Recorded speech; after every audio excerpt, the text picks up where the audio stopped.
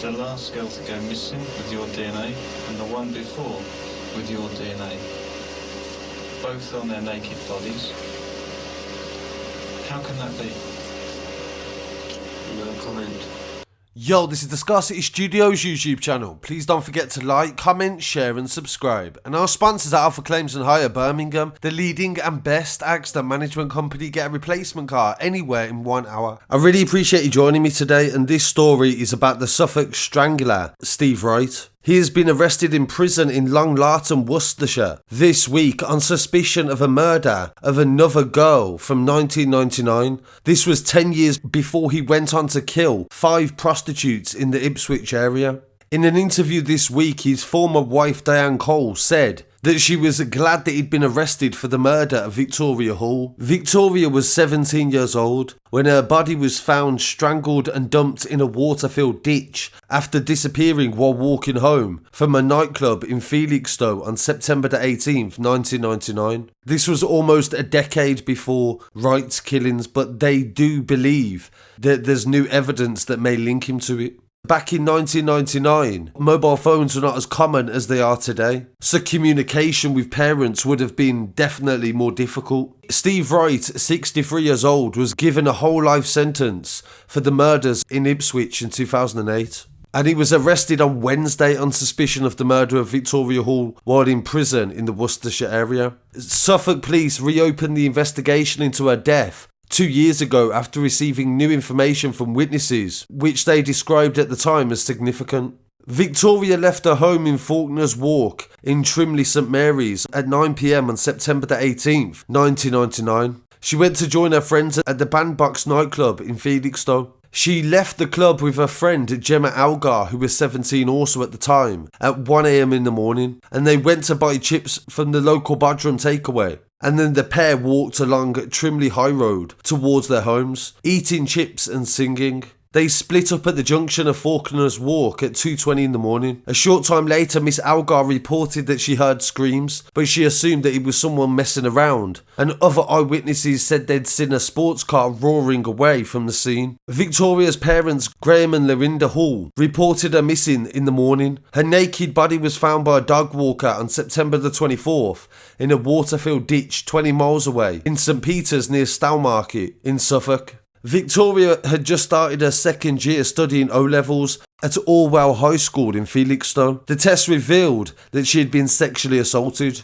A Porsche driving businessman named Adrian Bradshaw, who was then aged 27, was charged with her murder, but cleared after a 2-week trial at Norwich Crown Court. In a statement, Suffolk Police said yesterday, police investigating the unsolved murder of a teenage girl from Trimley St Mary that took place over 20 years ago have made an arrest as part of their inquiry. When they reopened the case back in 2019, they said at the time that it's quite possible somebody could be covering up for the killer. And in relation to the story of Steve Wright, the Ipswich murders started in December 2006 when the bodies of murdered women, all of them prostitutes and drug addicts, were found in different parts of Ipswich in Suffolk, England. A forklift truck driver called Steve Gerald James Wright, aged 48 at the time, was arrested on suspicion of murder on the 19th of December 2006. And he was charged with the murders of 5 women on Thursday the 21st of December 2006. The trial began on January the 14th, 2008,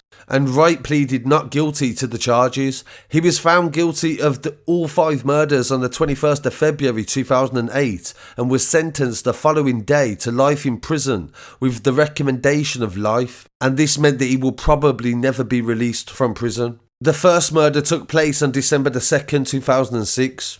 And it happened in Balstock Brook, Thorpe's Hill, near Hintlesham, and the victim was later identified as 25-year-old Gemma Adams, and she had not been sexually assaulted. 6 days later, on the 8th of December, the body of the 19-year-old victim Tanya Nicol, a friend of Adams, who had been missing since the 30th of October, was discovered in water in Copdock Mill, just outside Ipswich. There was no evidence of sexual assault on her body either. On the 10th of December, a third victim was found by a member of the public in an area of woodland by the A14 near Nacton and later identified as 24-year-old Anella Alderton. According to a police statement, she had been asphyxiated and was around 3 months pregnant at the time that she was killed.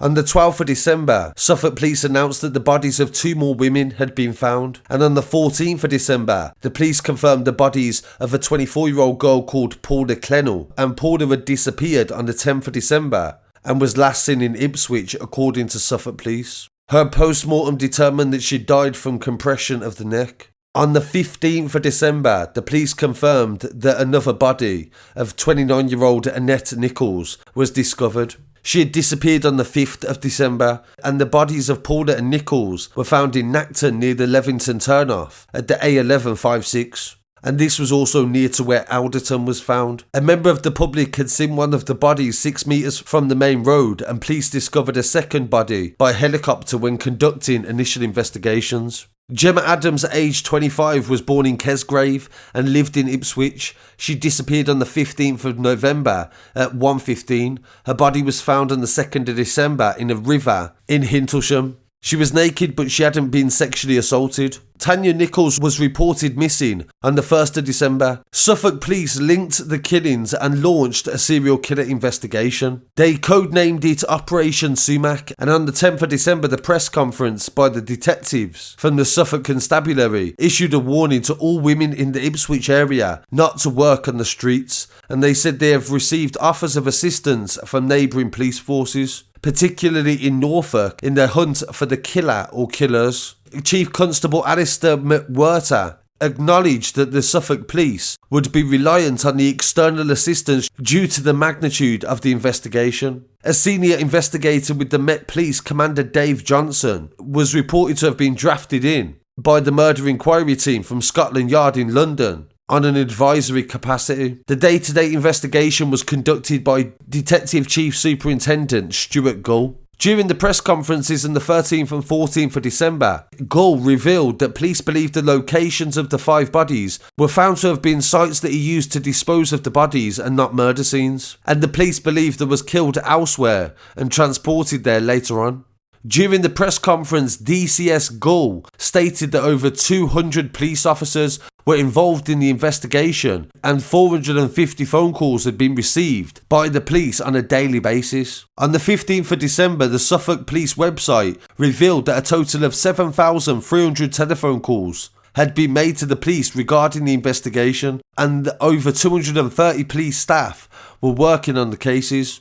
They had support from over 26 other police forces, and on the 18th of December, a number of officers involved in the investigation had increased to 500. A further 350 from 30 other police forces were assisting in the investigation, and this involved detectives trawling through 10,000 hours of CCTV. And the number of calls received regarding the case and had also increased to 10,000. On the 18th of December, Suffolk Police reported they arrested a 37-year-old man on suspicion of murdering all 5 women. The man was arrested at 7:20 at a house in Trimley St Martin. The CPS announced that the second suspect was Steve Wright, and he had been charged with the murder of all 5 women. The first suspect, who was not officially named, was released on police bail, and the bail was cancelled on the 6th of June, and it was no further action. Wright appeared before magistrates on the 22nd of December 2006 and was remanded in custody, and on the 2nd of January 2007 he appeared at Ipswich Crown Court and was remanded again into custody on the 1st of May. He entered a plea to the judge of not guilty, and trial began in January 2008. During the trial, they heard specific details about the murders, and this included 2 of the victims, Anella Alderton and Annette Nichols. Both of them were deliberately put in a cruciform position, and DNA evidence linked Steve Wright to 3 of the victims. Fibre evidence was also found connecting him to the victims. The defence argued that Wright was a frequent user of prostitutes and had full sex with all of the victims, except Tanya Nichols, but he had picked her up and had sexual relations with her. But he changed his mind during that time and dropped her off back to the red light district and did not have sex with her. On January the 21st, 2008, jurors were taken to sites involved in the case. These were the house that Wright rented, and they viewed only the outside of the house and the areas where the victims were found. Prosecutors say he may have not acted alone, but with no evidence the body had been dragged by one person. The jury in the trial was the second group chosen for the task, as a member of the original jury that consisted of 10 men and 2 women had a health issue, and this prohibited him from taking part in the trial. On the 21st of February 2008, after 8 hours of deliberation, the jury returned a unanimous verdict of guilty on all 5 counts of murder for Steve Wright. Sentencing took place at 10:30 a.m. on the 22nd of February, and he was found guilty of murder and given an automatic life term. Steve Wright was born in a village in Erpingham in April 1958. He was one of 4 children and left school at the age of 16. He went into the Merchant Navy, and when he left at age 21, he married and had a son. The marriage broke up after 8 years, and he went to work as a dock worker and a steward at QE2.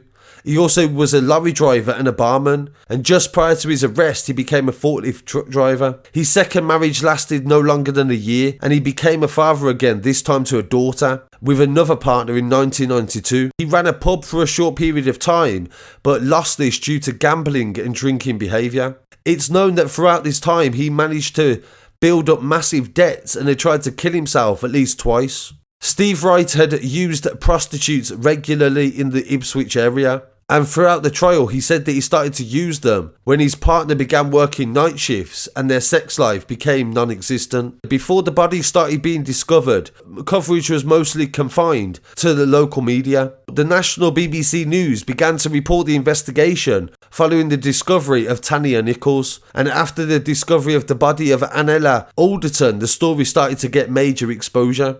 Although there was never officially named by the police, the media named the first suspect arrested in connection with the case as Tom Stevens. The BBC Daily Mirror both released interviews with Stevens given before his arrest, something that the BBC were criticised for in the case and that it could have affected any future trial. The murders had been likened to that of Peter Sutcliffe, the Yorkshire Ripper, who was convicted of murdering 13 women in England, and mainly also those that worked as prostitutes. And that was from 1975 to 1980 in Northern England. And it was the same fear that was brought to the city and the areas that there was in. Women were terrified to go outside, and it was just a horrible time, I imagine, to have been a woman walking the streets not knowing if you were safe to go home. Following the conviction of Steve Wright, it raised a lot of questions in the UK with the way that they treat prostitutes as well, and the fact that prostitution was illegal. The murders highlighted the vulnerability of prostitutes and the lack of action taken by the government to try to reduce the number of workers on the street.